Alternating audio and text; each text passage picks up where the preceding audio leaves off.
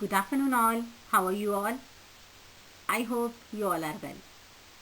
Cambridge International School Dasua has taken the initiative for e-learning at this time of crisis COVID-19 pandemic.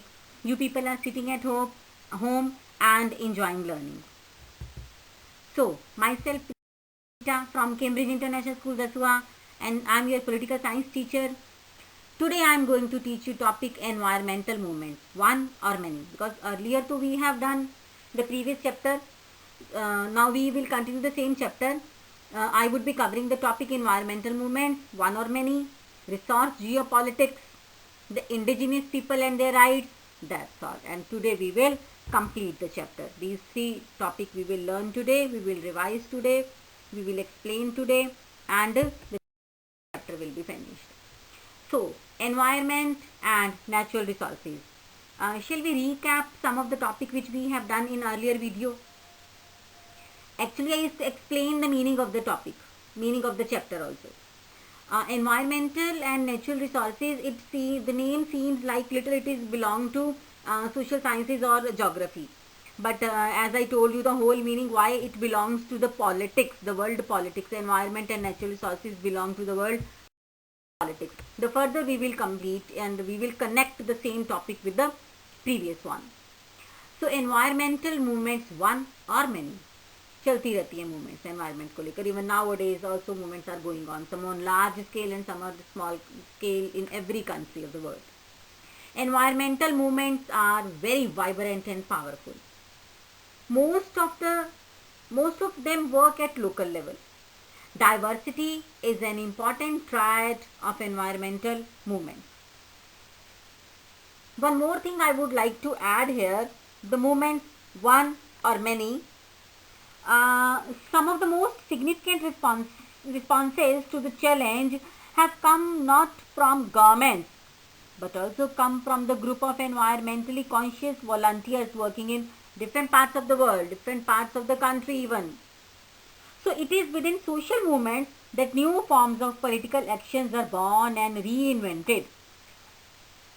These movements raise new ideas, long-term visions of what we should do or what we should not do in our individual and collective lives. Now, the forest movement, I am giving you example here. The forest movement for South in Mexico, Chile, Brazil, Malaysia, Indonesia, continental Africa and India, just to list a few examples, are faced with enormous pressure. Forest clearing is the third world continues at an alarming rate. Third world I told you in previous chapters कि तीसरी दुनिया क्या थी.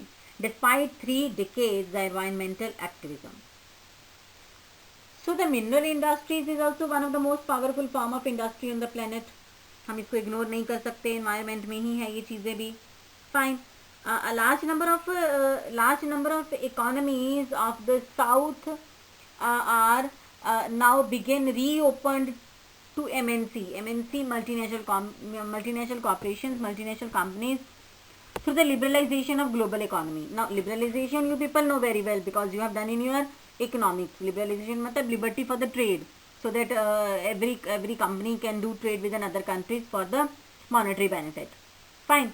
So the mineral industry's extraction of the earth, its use of chemicals, its pollution of waterways and land, its clearance of native vegetation, its displacement of communities, among the other factors, continues to invite criticism and resistance in various parts of the globe. Fine. तो ये वो चीज़ें हैं जिसका हमें फ़ायदा है. Fine.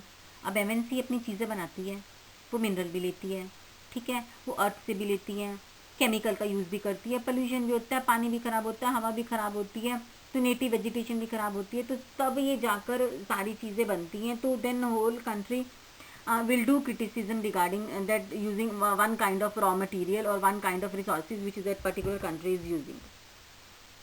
Fine. So further I am going to tell you that the world witnessed the efforts of various environmental movements with different goals. अब इसमें क्या क्या चीज़ें हम डालेंगे my dear? It includes forest movement, anti-dams and pro-river movements, movements against industries are the example of environmental movements. Now another group of movements are those involved in the struggle against the mega dams. कुछ mega dams नहीं बनाने देते. In every country there is a mega dam being built. one is likely to find an environmental movement opposing it. Dam भी बनाना है, but even some of the people who are aware about their environment, so they criticize about building dams. So the early 1980s saw the first anti-dam movement launched in the north, namely the campaign to save Franklin River and its surrounding forests in Australia.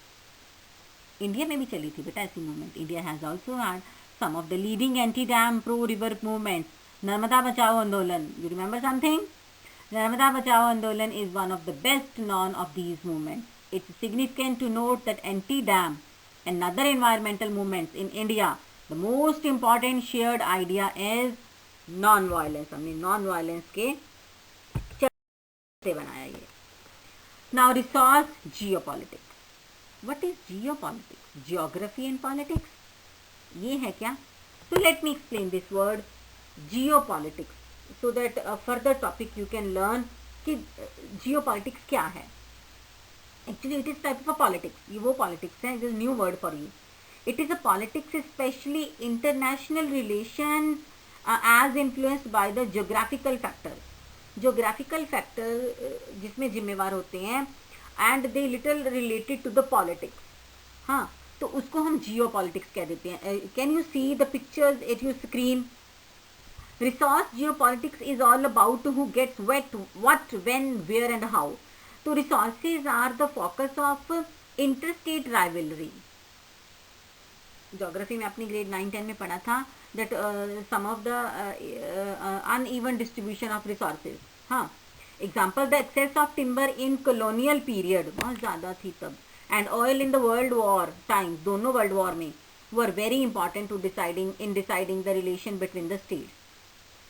अब आपको समझ आई कि ये जो natural resources हैं, geographical resources हैं, it should be depend upon the inter relation between the states and even between the countries also. जो चीज़ हमारे पास बहुत ज़्यादा है, वी कैन, जो चीज़ दूसरे कंट्रीज के पास ज़्यादा, we can exchange with each other. Fine. So one more line I am adding here, that resources have provided some of the key means and motives of global European power expansion. Now see, Western geopolitical thinking about resource has been dominated by the relationship of the trade, war and power, at the core of which were overseas resource and maritime navigation. अब समझ आई, maritime navigation वो कुछ अच्छे time के वो जो navigation है. अच्छा, the critical importance of ensuring uninterrupted supply of strategic resources is particular oil. Fine. अब हम ये आगे पढ़ेंगे what is oil and related to water. These two types of issues we will do. But हाँ, the critical importance of the ensuring uninterrupted supply of strategic resources in particular oil was well established both during the first world war and during the second world war. During cold war, northern countries adopted a number of methods to ensure the steady means slow, flow of resources. It include deployment of military near exploitation sites, वो जगह sites, those places, the stockpiling of strategic resources, prop up friendly governments in the producing countries. Can you see the photo? Support to multinational companies and favorable agreements. So traditional Western strategic thinking remained concerned with the access of supply, which might be threatening to by the Soviet Union. अगर कुछ याद आया हो आपको cold war first chapter वाला, तो Soviet union. So two things we are including it, oil and water, as I told you earlier कि दोनों चीजें हम पढ़ेंगे. Now oil, important resources in global strategy. Oil और वाटर हमेशा झगड़ा चलता रहता है इसको लेकर हमारा, कि ऑयल की कमी है बहुत से देशों में. Even water war are also there. So first we will do oil. Important resources in global strategy. Oil. History of petroleum is the history of war. No doubt, my dear. The immense wealth, immense मतलब too much wealth associated with the oil generated political struggle and to control it. Fine. The Gulf region is a major source of oil. सबको पता है, हाँ. So conflicts in the Gulf region is mainly related to oil related issues. Fine. So the global economy relied on oil for much of the 20th century as a portable and indispensable fuel. The immense wealth associated with the oils in it and how to control it. One more line I'm adding here जो सबको पता होगी. If you remember the time period of, if you have learned the time period of World War I and World War II, Saudi Arabia has a quarter of the world's total reserves, and it is the single largest producer. Iraq is also known for the reserve, for the second only to Saudi Arabia.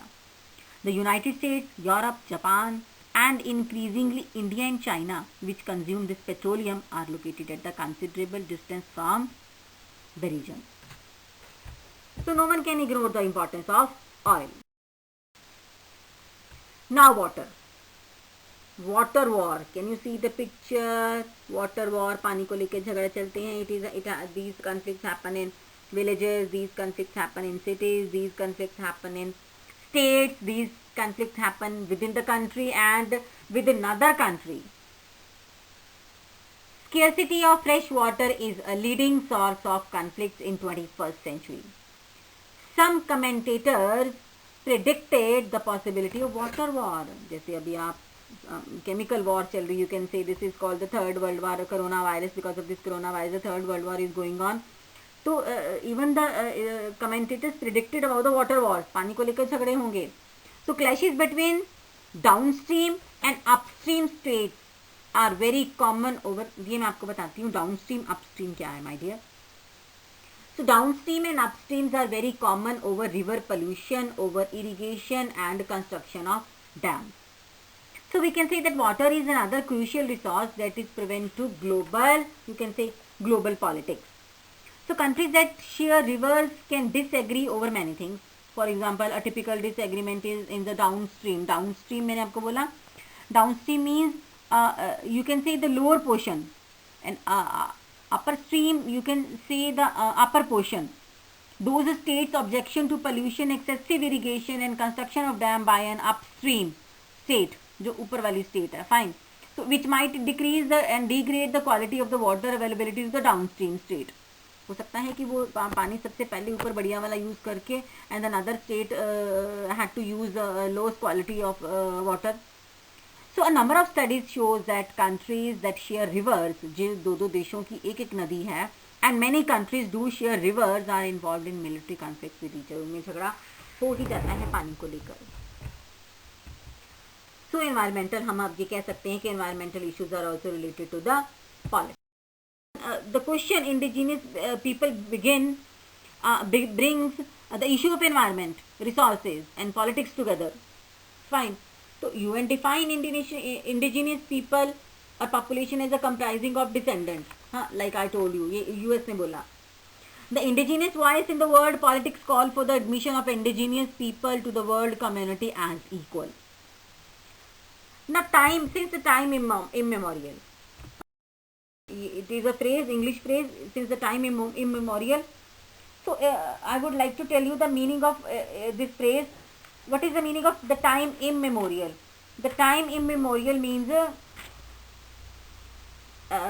meaning the time extending beyond the reach of the memory, record or tradition, or it has been happening for many centuries. बहुत से शुरू से ये चल रहा है, तो वो लोग जो वहीं से रह रहे हैं, तो we can use the phrase since time immemorial. The indigenous people lives in more conformity with their particular traditions than the state institutions. So loss of land, economic resources base is a serious threat to the indigenous people, जो ये चाहते हैं कि वहीं पर रहते थे काफ़ी देर से, but because of the interruption of because of some of the disturbance from the other states or other countries, they have to live unhappily over there. Like issues related to these rights would be, you can say that indigenous communities have been neglected in domestic and international politics for a very long time. During 1970s, growing international contacts among the indigenous leaders from around the world aroused a sense of common concern.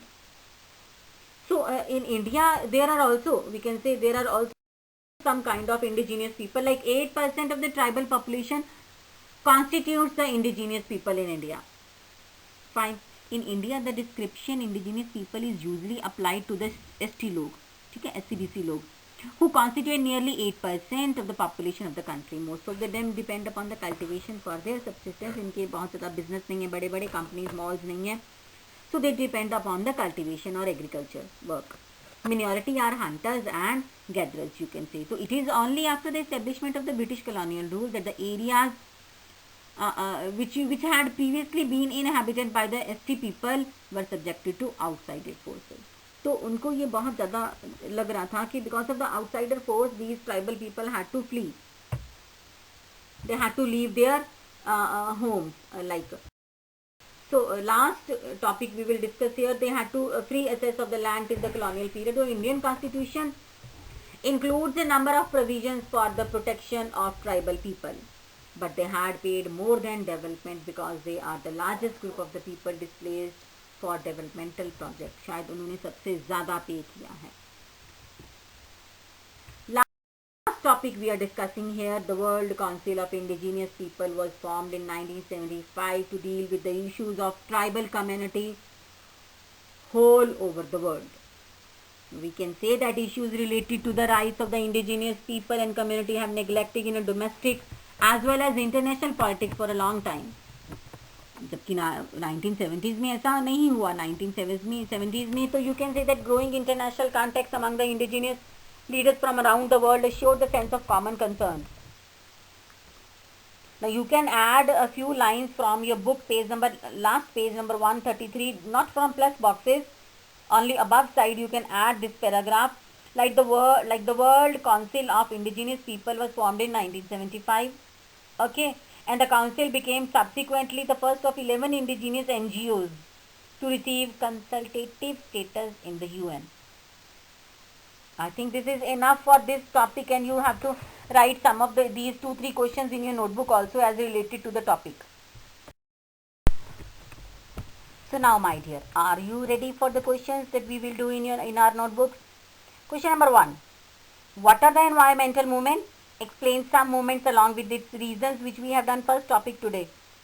Second topic we have done, what continues to be the most important resources in the global strategy, oil and water, with reference of oil and water. So these 2 questions, my dear students, you will write in copies, and when we will meet and we will check. Fine. Thanks and have a good day. Next time we will be again with the new chapter, globalization. Thank you and have a wonderful day ahead.